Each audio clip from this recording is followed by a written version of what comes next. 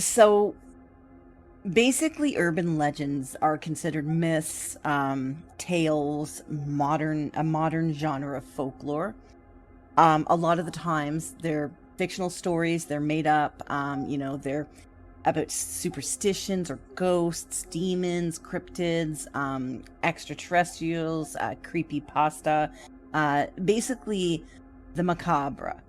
So, um, so basically, they're like fear-generating narrative elements. Usually, they're something that serves as a warning. Like you guys have probably all heard that one about the hook, right? Where they say there's, as somebody escaped from an insane asylum, the guy has a hook hand. He went out in these woods. The young couple is out, engaging in premarital sexual acts. There's a scraping sound on the car. A lot of the times, it's focused on that the guy's just pushy and wants to get what he wants out of the girl. So the girl's scared and she hears the noise, but the guy's like, no, let's do this. But then whatever happens, he gets pissed off and they friggin' peel away and he takes her home. And then when he goes to like open the car door to let her out, he goes over to the passenger side of the car and there's like, the hook is attached to the door handle. There is a more, I guess, creepy version of that doesn't end so neatly, where the one of them gets dragged out of the car, or like no, they're parked somewhere, and maybe it's like the boyfriend either goes to relieve himself or goes to investigate the noise because they hear the scraping on the roof of the car, and he's trying to say, oh, it's a tree branch, and she's all like really scared, and she's like no, and insistent. And then it turns out she's hearing like this noise on the roof of the car. It's not the scrape. It's like, a little thunk. So she, gets out of the car, and it's the fucking boyfriend's been killed and is, strung up, dangling over, dripping blood, whatever. Just stuff like that. They're kind of like cautionary tales that will bring you some kind of like lesson. So it's like, don't go out to Lover's Lane and fool around, premarital sex, oh my god, it's the end of the world. Or don't do that kind of stuff because your boyfriend might end up dead. So I was just kind of explaining what urban legends actually were, and using that hook story, hook hand story with the Lover's Lane and all that shit. Anyway, sorry about that. You can go back to your look. I saw your message. Yeah. Sorry about that. Good. Luckily, my headset didn't explode this time. It just decided it wanted to restart for no reason. You might need to re-megaphone me, my dear. Oh yeah, you're right. I will. So, Tommy knockers are known for letting miners know where the veins are. They'll knock, and they'll let you know where the coal vein is, where the copper, tin, gold, whatever kind of mining that you're in.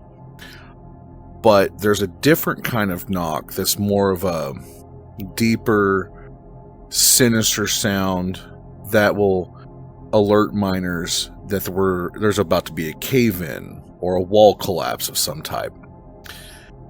Then there's the more evil, mischievous ones that are known for luring miners to their death. They will take them down different chutes, different directions, and there will either be a cave-in or they will fall down deep chasms, so on and so forth. They will sound like a child crying, somebody calling for help, one of their loved ones, like one of their children or their wife, just somehow is miraculously in the mine. And they are a urban legend, superstition, and as a coal miner, I experienced some weird things, very weird things, and that I couldn't explain. And do I think Tommy knockers are real? I don't know. I don't want to say yes, I don't want to say no. But as someone who has experienced some weird things in working in a coal mine, I will say it's a urban legend that I will continue to tell future miners and whatnot, coal miners, whatever. It doesn't matter if it's underground or surface. And so there's an urban legend here in Oklahoma, and growing up young and dumb, me and my buddies, we'd go search for it, and we've found it. We found the original Crybaby Bridge, and there is a YouTube video. It's labeled Legend of Crybaby Bridge, Oklahoma. So early 1950s or so, over by Keatonville Hill, there was a woman late at night walking across the bridge with her baby, and a car come across, drunk driver, and she lost the baby. And there's different theories of what happened, but the thing is if you go out there late at night, if the full moon happens to be on a Saturday, I don't know what that has to do with anything, the price of tea in China, but there's something weird. We've gone out there numerous times, and I've experienced some weird things. I've heard the baby cry. They say that if you go out there, you can hear a baby cry down below the bridge. Wow.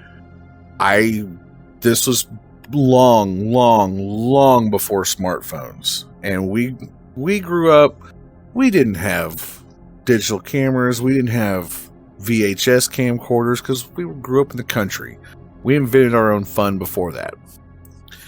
But we've experienced some weird things. But the weirdest thing I ever experienced, and this is typical, is before they closed the bridge down, I was driving across my pickup one day, and all of a sudden my truck begins sputtering. The lights going crazy. I'm thinking, okay, I've got an electrical short somewhere. The moment I get off the bridge, it levels out. That was weird. Well, I stop, and I look on the bridge, and there's someone standing on the bridge. That's physically impossible. I just come across that bridge.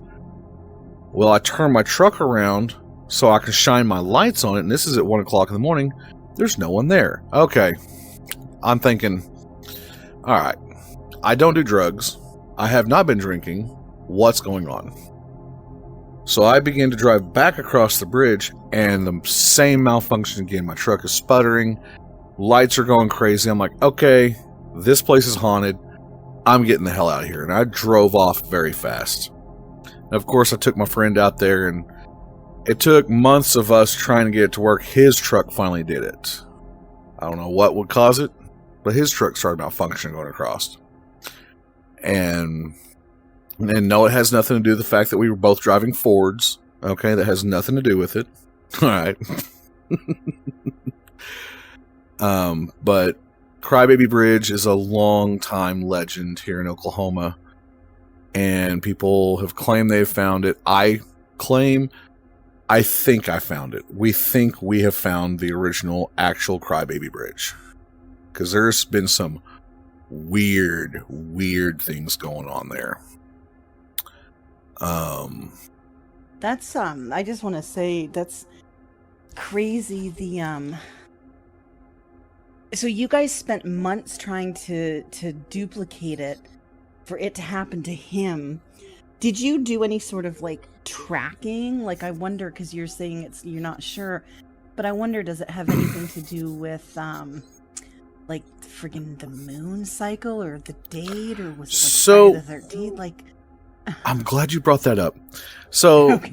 part of the urban legend is like, if you go out there on a Saturday and it's a full moon where it's bright and blah, blah, blah, you're guaranteed to hear the baby cry, and you're guaranteed to see a woman in a white dress. Honestly, I didn't see a woman in a white dress. I seen a woman in a gray dress. Okay. She wasn't white. It was gray. Gray with some tan colors to it. When we've heard what we think is the cry of the baby has been sporadic and random. It was on a Thursday that my truck did that. Okay. Mm-hmm. So, and then it was a freaking Saturday, new moon. I actually remember that because we took notes. It was a new moon I think it was 3 months later, 3.5 months later, that his truck did that. Now, it's only did it once for him, the one time. We couldn't get it to do it again. It kept doing it over and over. It did it twice in a row. And I'm not the only one that's ever had this happen. I've talked to quite a few people that's gone out there. There's a guy that his truck completely died on the bridge. And it's a 1-lane bridge. Wow. Okay. If you've ever seen like the train truss bridges where they've got the wood planks where you have to keep your tires on. Okay. Yep. That's what kind of bridge this is. It's a 1-lane bridge. Okay. And his truck died on there. Well, this is the time when no one had, like, cell phones were not a major big thing. This was a little bit before the Nokia brick. Okay. To put it in perspective. 2002, 2003 era. Okay. Luckily, this guy had a CB radio. He was able to call for help. A wrecker come out there to get him. Backed up on the bridge to hook on. The wrecker died. Oh my God. Okay. So there are pictures of this, and I've seen the photos where it took 3 wreckers. Another one pulled out there and died. And it took another one off the bridge with a winch hooked onto them to pull them completely off. There's tons of photos online of this. And I'm like, wow. Okay. But now the bridge is dilapidated. It's terrifying to walk across. I'm afraid you'll just fall through it. Okay. I tell everyone, don't go out there. Because it is 45 feet or 30 feet to 45 feet to the bottom of the creek. That's a drop. And it's not like a deep creek. You're going down into a gravel pit creek. Right. You're not hitting anything soft. Yeah, feel free to look that up. It's called Crybaby Bridge, and there's ones they're all over the United States, but oddly enough, the urban legend started here in Oklahoma, not too far from me, just up the road, not too far. I got one more, if you don't mind. Oh, of course. So, yeah. There's a movie about us truck drivers. And I say that, and you're like, oh, Smokey and the Bandit. No. I was going to say Maximum Overdrive. Maximum Overdrive. Now, there's a movie out there that talks about an urban legend with us truck drivers, and it's called Black Dog. Black Dog is a real thing. Okay, so with Black Dog, what it is, when us truckers push ourselves beyond the limit that we can handle, beyond our mental and physical capabilities, we run too much for too long. Okay, we hallucinate, and it can happen middle of the day, middle of the night, raining, snow. What happens is we hallucinate something, what kind of looks like a large black dog running at the truck. We can be doing 15 miles an hour or we can be doing 80. It doesn't matter. I've had it happen to me. I just stopped where I was at before anything happened, but it will jump or move up into, and it'll look like it's coming through the windshield. Your natural reaction is to jerk the wheel. And very bad things happen. Very bad things happen. You can hit somebody on the side of the road, like in the movie. You can swerve off and go down a ravine, go into trees. You can swerve into oncoming traffic. It's a terrifying experience. The black dog is real. Well, it's an urban legend that, it's technically real. And what it is our brain hallucinating. And it is a very terrifying thing. And it doesn't just happen to truck drivers. It happens to people that drive a lot. Give you an example, like Canada. To go from the far bottom right to the far top left, that's a good almost month travel. Like, Static's parents live in Ontario like we do, but it would actually driving, it's 20 hours to get to where they are. Yes. Now imagine going from there, and then you're going to go visit some friends in Alaska. And then you're going to swing down to Portland. and then you're going to swing over to Toronto, and then back, Ontario. You're driving around. You're spending all that time, and you're trying to do as much as you can with as little sleep. You're going to suffer what's called the black dog, and you're going to hallucinate when you push yourself too far. And I do have a friend that had it happen. He did not make it. He jerked the wheel and rolled his semi, and he was carrying large pipes, and I'm not going to go into too much detail, but he did not survive. But he was on the phone with his wife. She said, quote, he said something was running at him large, like a cow, but it was running like a dog, and it was black, and it was in the road at 1 o'clock in the afternoon on a sunny day. Jeez. She said he screamed that it's jumping at him, and then the phone died. I'm like, that was the black dog. But yeah, urban legends that have some kind of, that actually have a background to them. Mm-hmm. Yes, those are my favorite. And a lot of the times it's like it's a cautionary tale, or they have like a moral to the story kind of thing. Like, don't do drugs. I don't know.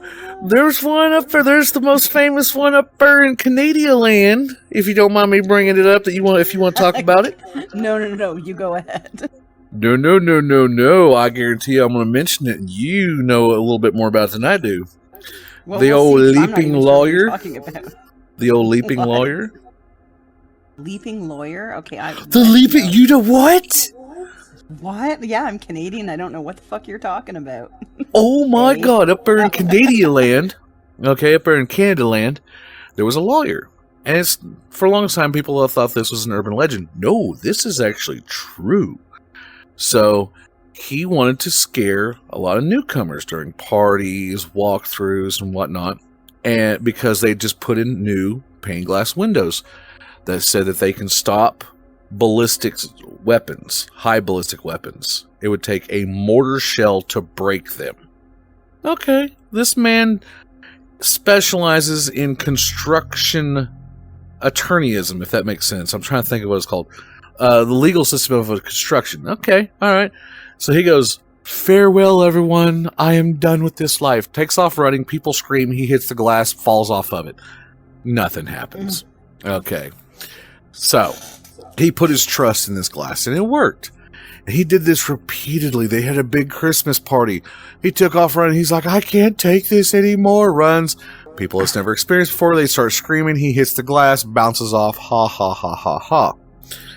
One day, there was a group of students walking through.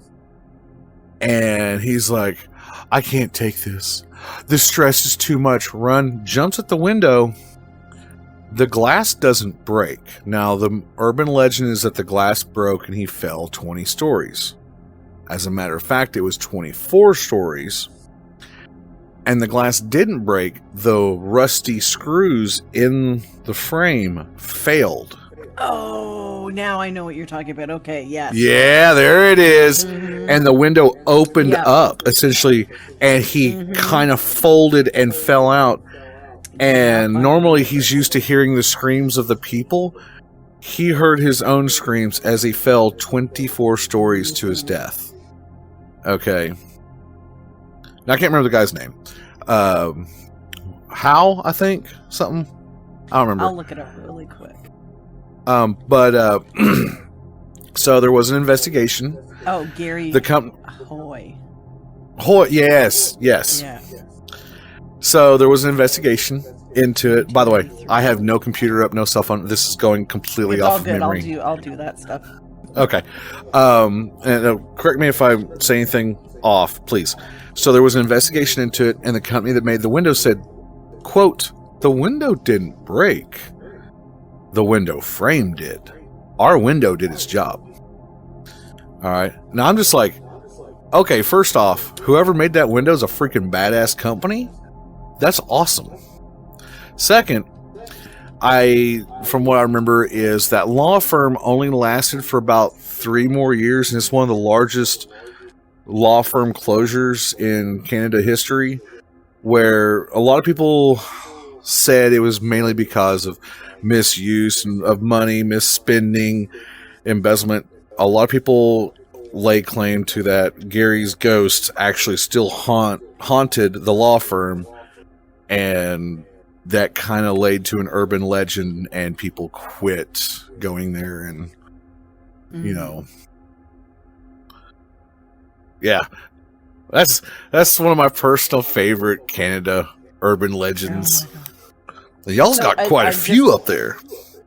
I'm looking at the thing now, and it's actually the structural engineer was quoted by the Toronto Star, that's a newspaper, as saying, "I don't know of any building code in the world that would allow a 160-pound man to run up against a glass and withstand it." Yeah, exactly. Yeah.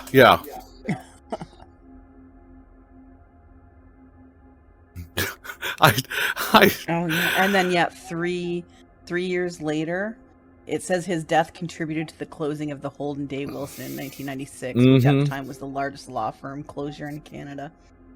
Yeah. So I'm gonna see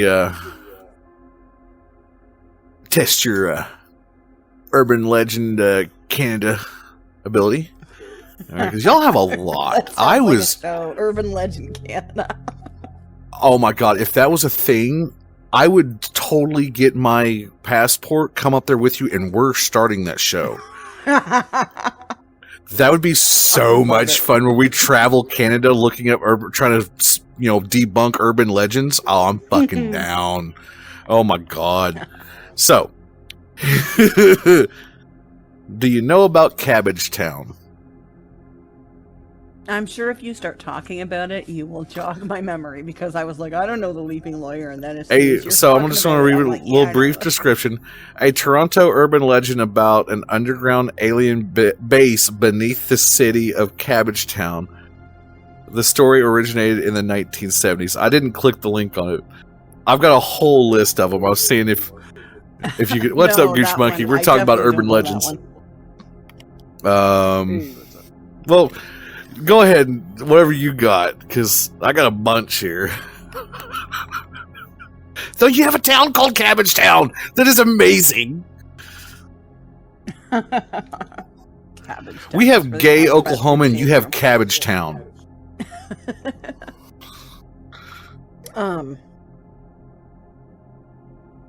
I actually want to look at this Cabbagetown. Yeah. Oh my god. Literally, I typed the word cabbage tea.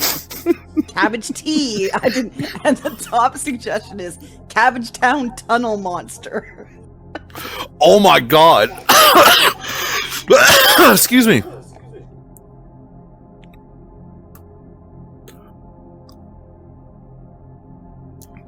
That's too good. Okay, he's just dying. Okay. And there was just 6 months ago, there's a Reddit post. Is anyone familiar with the Toronto Tunnel? Oh my god. Tunnel monster, yeah. Okay, so let me look at this one here. So, oh my god, this is the Sunday Sun.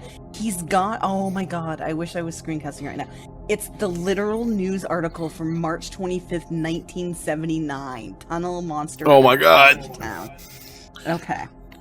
Let's go and just give this a quick read here. So, there's an eerie city lying beneath the streets of Metro, a city none of us knows much about.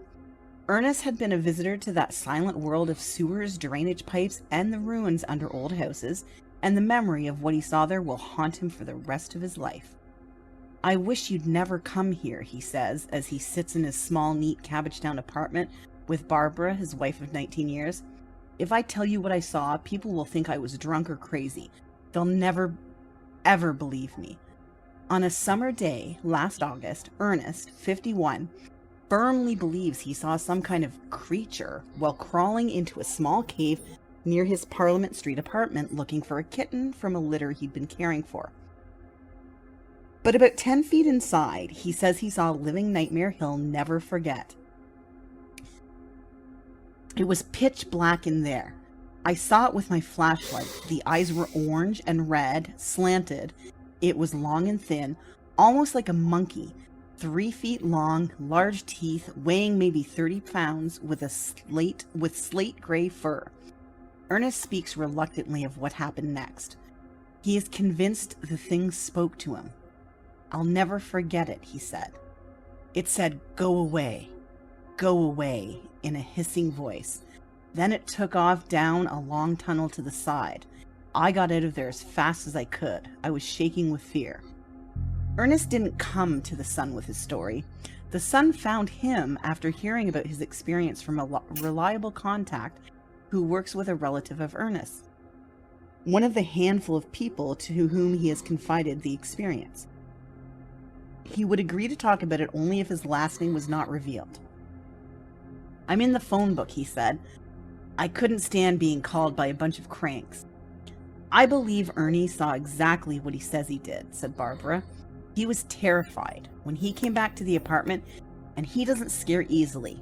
Look, he's been known to have a drink in the past, like most people, and to occasionally tie one on, but he's not a drunk, and he wasn't drinking at all that day. Checks with friends, relatives, and acquaintances in the neighborhood supported Barbara's evaluation of her husband. I accompanied Ernest to the spot where he said he had seen the creature. It is at the bottom of a narrow passage between the building where he lives and the one next door. The only way to reach the tunnel entrance is to clamber 15 feet down the wrong side of a fire escape, which had once served as an exit to the street, but today simply leads to a narrow chamber with walls on 4 sides. The tunnel entrance runs under a slab of concrete at the foot of the chamber. Inside, there is a narrow passageway branching off to the left about 10 feet back. The corpse of a cat lies half buried in the tunnel, reminding Ernest of the strange noises, like animals in pain, he heard coming from the chamber last summer. The concrete slab has collapsed on one side during the winter, making it impossible for even a small adult to get inside. I saw it where the tunnel turns, Ernest says. The last I saw, it was heading off into the dark. The passageway seemed to drop down very quickly and go a long way back. Ernest believes the tunnel leads to the sewer system that runs beneath Metro, and that the entrance beneath his apartment may have only been an access point used by the creature to the surface. Metro's sewer department agreed to inspect the tunnel since it could be a safety hazard. Children might try to enter it. A longtime sewer worker told the Sun it was possible, although not probable, that the tunnel led into the sewers. He said the tunnel was probably the result of poor drainage over the years, which has caused erosion under the ground, hollowing out the passage. Who knows where it leads or how far it goes, he said. You'd have to get in there, and the way it is now, it would take a lot of work. Despite the strangeness of Ernest's story, the workers did not scoff at the tale. People who work on the surface just don't know what it's like down there, one said. It's a whole different world. Who would have thought a few years ago that people would live in sewers, and yet that's what they found in New York a few years back, even in Toronto. We've occasionally had to pull mattresses from the chambers beneath the manhole covers where the winos have been sleeping. Another worker said he'd heard of animals like beavers and raccoons occasionally getting into the system, but never anything like that described by Ernest. I don't know what he saw down there, he said, but I'll tell you one thing. If we could get in there, I sure as hell wouldn't want to go down alone. And that's the end of the article. So, wow, that's awesome. That does remind me of an old urban legend.